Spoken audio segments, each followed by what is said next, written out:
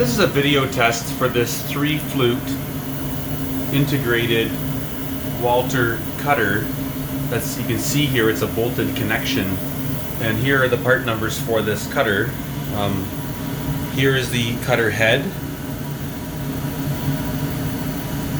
and this is the holder, the Cat 40 holder, and this is the grade of insert that we're using on the first test.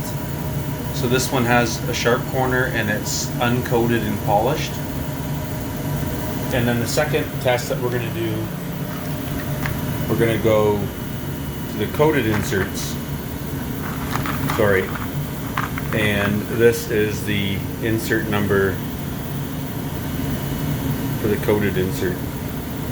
So we'll give this a test and see how it goes.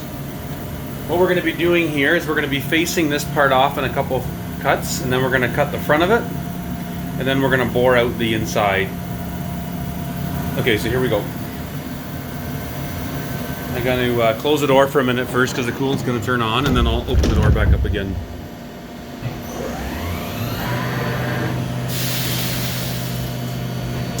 Okay, so I'm just going to give that window a quick little cleaning so we can see through it and just a little bit safely here. So first of all, here's the speeds and feeds. We're going to be cutting at, you can see here, at 250 inches a minute, and we're at 7,500 RPM. So here we go. I know it's a little hazy, but not too bad.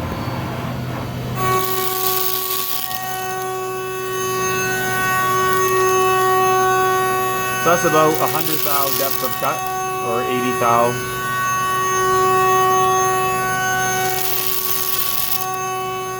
So after this, it's going to drill a hole, but I'll just pause that for a minute and then we'll come back to it when it gets to the front.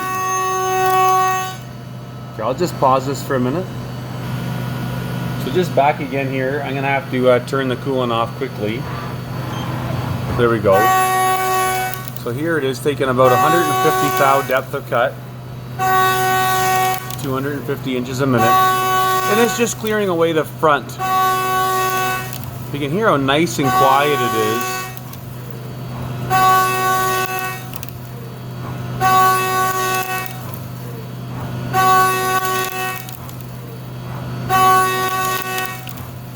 I find it's a little better to run it with coolant, but it's very hard to see.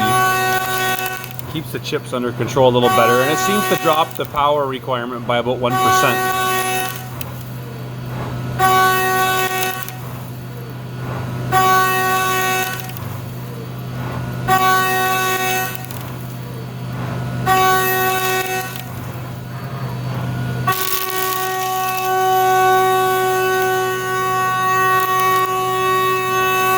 So it's a varying width of engagement.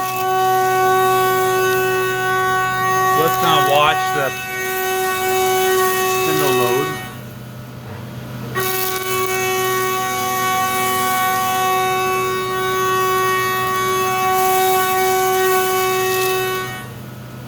So you kind of watch. The peak is about 72%.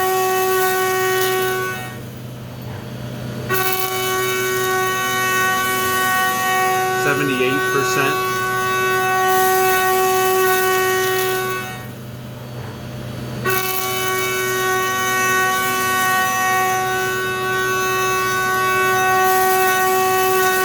So I'm going to show the other cutter I was using prior to this.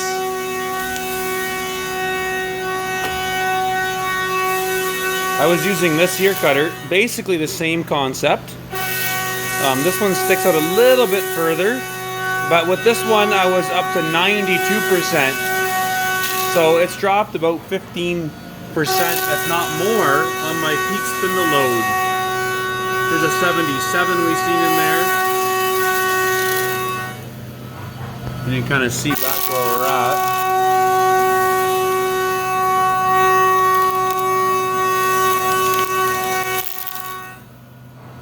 And there's no vibration on the machine. It runs so true.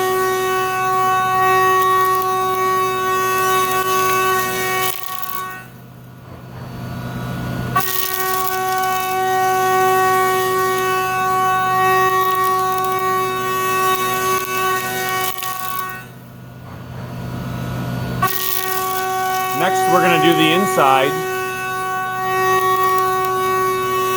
at a 200th thou depth of cut and a little bit faster. So this thing, the last pass here.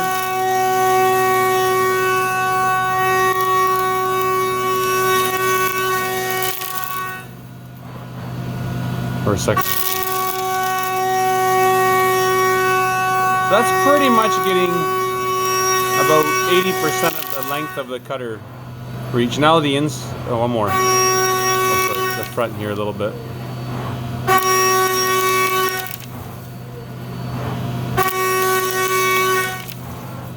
So now we ramp up to the inside.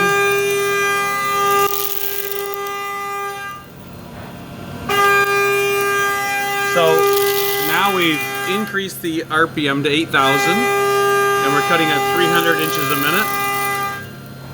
And we're taking approximately 200 thou depth of cut. I'm going to turn the coolant back on to help flush the chips out of it. But that's a pretty good test for this cutter.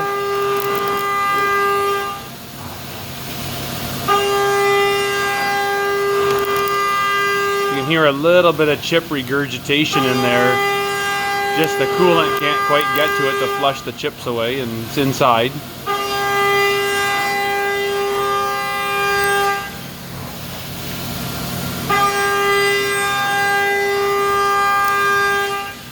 So you can see the top of the workpiece is 0, and we're down, I think, one more cut after this one yet. It goes to 2.7.